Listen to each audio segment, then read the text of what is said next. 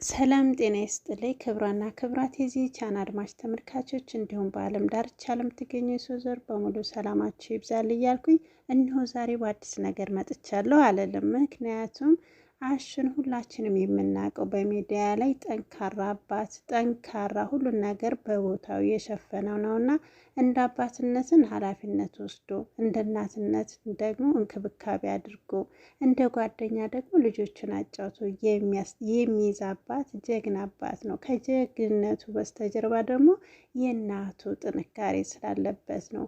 በዚሁ አጋጣሚ እኔ በደካማ በኃጢአተኛው አንደበት ለእናትህ እንዲህም ብዬ ጸለይኩ። እድሜና ጤና አብዝቶ ይስጥልህ፣ ሰላማቸውን እንደ ምድር አሸዋ እንደ ሰማይ ከዋክብት ብዙ ትረፍረፍ ያርግልህ። እድሜም በጣም በረጅሙ አብዝቼ የተመኘው ማለት ነው።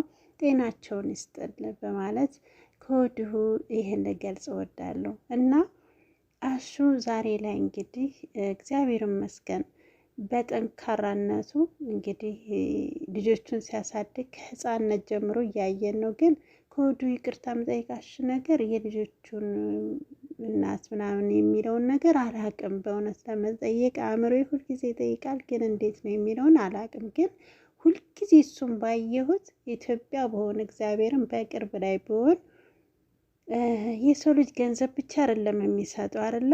ግን በቃ የልጆቹን ልብስ ባጥብለት ማርያምን በቃ የሆነ በጉልበት ስራ የምታግዙት ነገር አለ አይደለ? ወንድ ልጅ የሚያቅተው ነገር፣ በእርግጥ እሱ ጀግና ነው፣ ምንም የሚያቅተው ነገር የለም። የሴቱንም የእናትነትንም የአባትነትንም የጓደኝነትንም የሸፈነ ጎበዝ ታታሪ አባት ነው። የአባቶች ተምሳሌት ብቻ አይደለም የእናቶችን ተምሳሌት ነው ሁሉ አቅፎ የያዘ ነው ማለት ነው አሹ ማለት እና ዛሬ ላይ ደግሞ እንግዲህ እግዚአብሔር አምላክ እንባውን አብሶ ይሄንን ደግሞ ጽድት ያለ ቤት ሰጥቶታል። እግዚአብሔር እኮ የሰራውን አይረሳም። እኛ ፍጡር ፈጣሪን ብንረሳ ፈጣሪ ደግሞ ፍጥሩን አይረሳም እና የወደቀን ሲያነሳ ያቅበታል። በዚህ አጋጣሚ ደግሞ ይሄንን እንዳማረ ህይወት እንደገጠመ የልጅህን የብሌንን ደግሞ አንገት ዘንበል እንዳለ እግዚአብሔር አምላክ ቀን አድርጎልህ በሙሉ እግሯ ረግጣ እንደ ልጆች ቦርቃ የምታይበትን ደግሞ እግዚአብሔር አምላክ ቅርብ ያርግልህና ደስታ በሙሉ የሞላ ይሁን። የቀሪው ዘመናችሁን ደግሞ የተባረከ ሆኖ ከእናት ጋር ጥሩ ህይወት የምትኖር ከልጆች ጋር ተደስታ የምትኖር አንተም ደግሞ የልጆችህን ሳቅና ደስታ ጤንነት አብዝቶ እግዚአብሔር ይስጥህ እና በዚህ አጋጣሚ ዛሬ ላይ ይነግን ደግሞ ማን ያውቃል እና የዛሬን ይሄንን ካየን ነገ ደግሞ በእግዚአብሔር ፈቃድ እግዚአብሔር ሁሉን የሚችል አባት ነው። ቢዘገይም የማይቀደም ነው እና ዛሬ ላይ ደግሞ እንደዚህ ስላደረገ እግዚአብሔር ይመስገን። በፌስቡክ ገጹ ላይ እንግዲህ ሁሉንም አመስግኗል። ከንቲባዋንም አመስግነዋል። እንዲሁም ደግሞ መላው የኢትዮጵያን ሕዝብ በውጭም በሀገርም ውስጥ ያለው ምስጋናውን አቅርቧል። አዎ ምስጋና መጀመሪያ ለእግዚአብሔር ቢሆንም ቀጣይ ደግሞ ደጋግ ቅን ልቦኖች ያላቸው ሰዎች የወደቀን የሚያነሱ አሉና እግዚአብሔር አምላክ የእነሱንም መንገዳቸውን የቀና ያድርገው። ሰጭ እንጂ ተቀባይ አይሆኑ። የምር ነው የምላችሁ። የወደቀን የሚያነሳ ፈጣሪም ቢሆንም ከፈጣሪ በታች ደግሞ ሰው ነው። ሰው ምክንያት ነው ማለት ነው። እግዚአብሔር ምክንያት አድርጎ የሚሰጠው ሰውን ነው። ቅን ልቦችን ያብዛልን። ለተራበ የሚደርሱ ለተቸገረ የሚያለብሱ ናቸውና ቅን ልብ ያላቸውን እግዚአብሔር አምላክ ያብዛልን። አሹ በዛ አጋጣሚ ይህንን ቤት ተደስተን እንደገባበት ዓለምንም የምታይበት ያድርግልን። ብሌንንም እግዚአብሔር አምላክ ድና ቦርቃ የምትኖርበት የምታድግበት ልጅነቷን ሕፃንነቷን ሳትጨርስ ነገ ተነስታ ቆማ በሁለት እግሮቿ ይህንን ቤት የምትጫወትበት ያድርግልህ።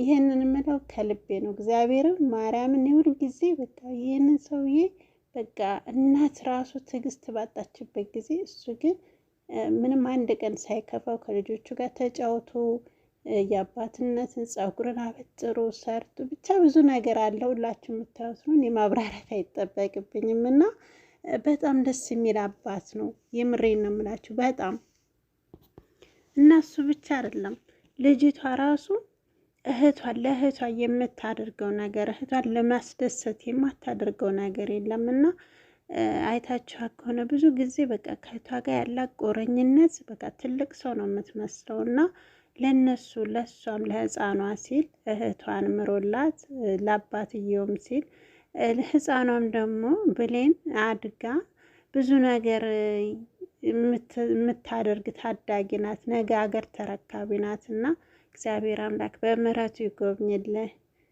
ከምንም በላይ ደግሞ ጤና ነው።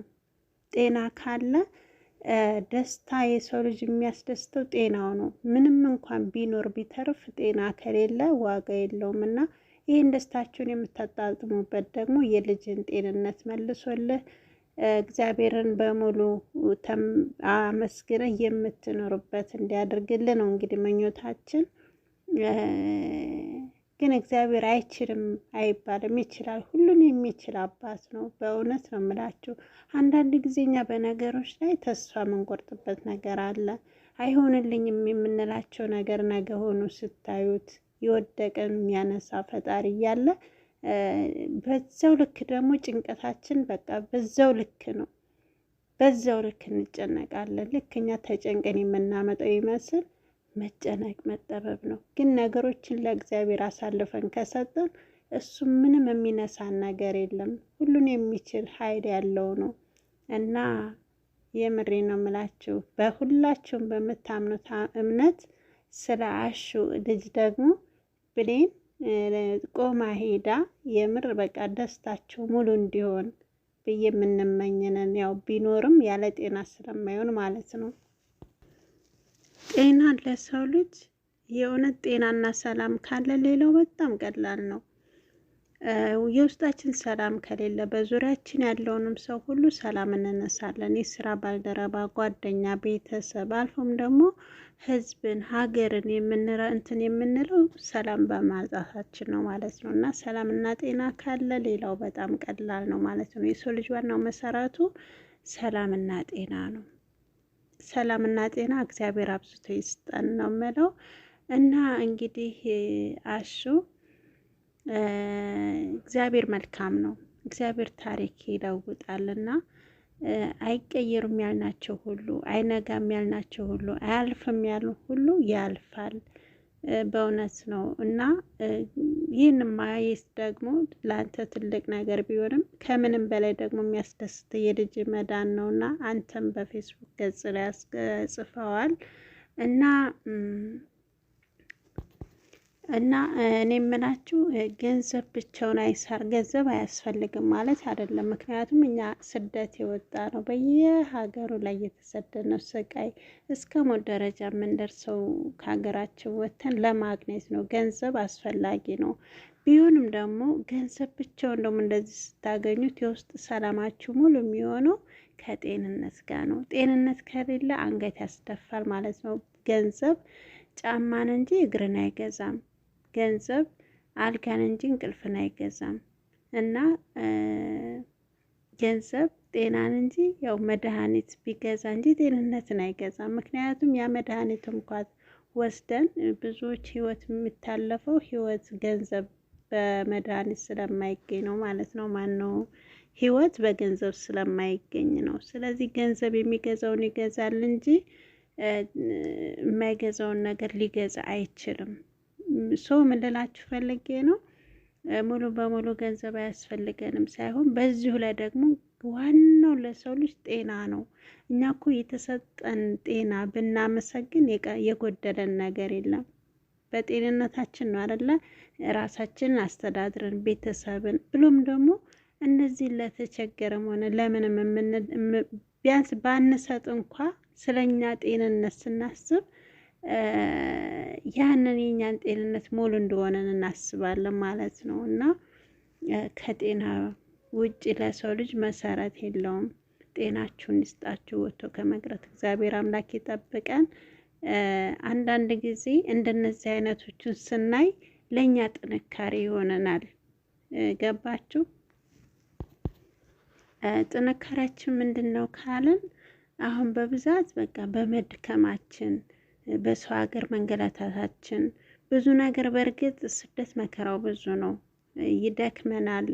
ብዙ ነገር አለ በስራ ቦታ ደከመኝ ብለን የማናርፍበት ታመምን ብለን የማንተኛበት ሀገር ነው ያለ ነው ማለት ነው። ሆኖም ግን አልጋ ላይ የዋሉትን ስታዩ ከእናንተ በታች የሆነውን ነገር ስታዩ እናንተ አመስጋኝ ትሆናላችሁ ማለት ነው። ምክንያቱም እነዛ ሰዎች በጤንነት እንከን ብዙ ነገር እየደረሰባቸው አልጋ ላይ ተቀምጠው ሰው እየተንከባከባቸው ስታዩ፣ ዛሬ ላይ ግን እናንተ እኛ ሰውን እያንከባከብን በተሰጠን ጤና ሰርተን እየበላን እያደርን አመስጋኝ እንሆናለን ማለት ነው። እና እግዚአብሔር እኛ የሰጠን ብዙ ነው የጎደለን ትንሽ ነው ብለን ወደ እሱ ፊታችን እንድናዞር ያረገናል፣ ያስታውሰናል ማለት ነው።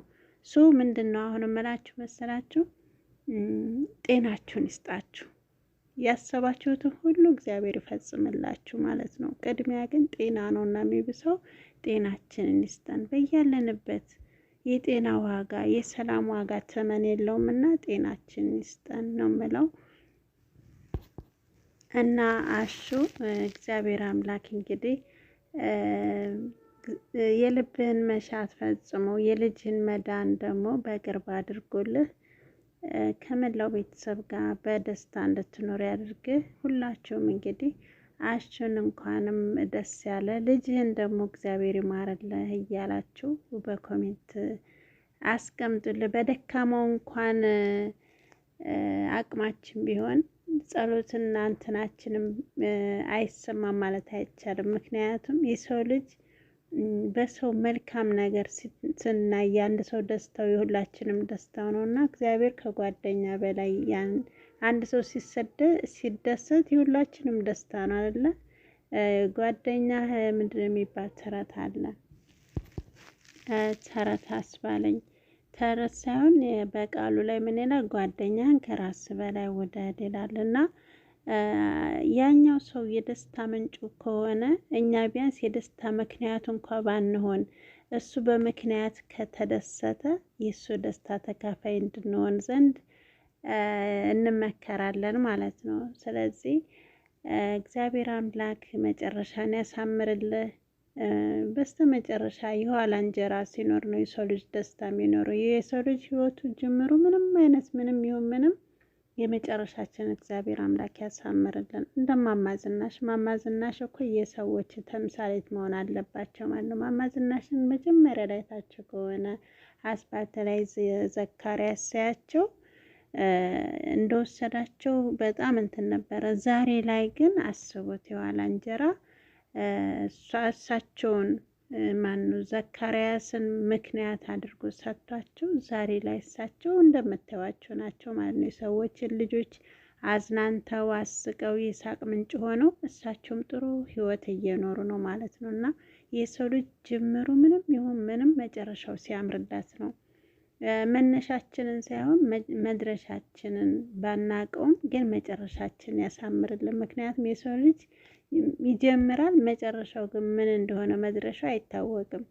ስለዚህ እግዚአብሔር አምላክ መጨረሻችን ያሳምርልን፣ የኋላ እንጀራ ይስጠን። እኛንም ደግሞ ከስደት በቃን ብሎ ለቅድስት ሀገራችን በቅተን ሀገራችንንም ሰላም አድርጎልን በዓለም ጦርነት ያለውን ደግሞ አብርዶ ሰላምን አስፍኖልን እኛም ለቅድስት ሀገራችን በቅተን በጾም በጸሎት እንድናወድሰው ያድርገን። ለንስሐ ያብቃን። ንስሐ በእርግጥ ሀገር ስለገባን አይደለም፣ ንስሐ በየትኛውም ቦታ መግባት ይቻላል እና እንደው ለጾም ለጸሎቱ በሀገራችን ላይ በነፃነት ለማለት ያክል ነውና አመሰግናለሁኝ። ውድና የተከበራችሁ ቤተሰቦች የዛሬው ቪዲዮ ይሄን ይመስላል። ከወደዳችሁ ደግሞ ቪዲዮውን ላይክ እያደረጋችሁ በኮሜንት ላይ ደግሞ የአሹን ደስታ የተሰማችሁ እንዲሁም ለልጁ ደግሞ በየትኛውም የእምነት ተከታይ እግዚአብሔር ይማርልህ፣ አላህ ይማርልህ በሉት። አመሰግናለሁ ስለነበረ ቆይታ እጅግ አመሰግናለሁ። የአብሬያቸው የቆየሁት ይፋት መልቲ ሚዲያ ነበርኩ። እስከምንገናኝ ሰናይ ጊዜ ባይ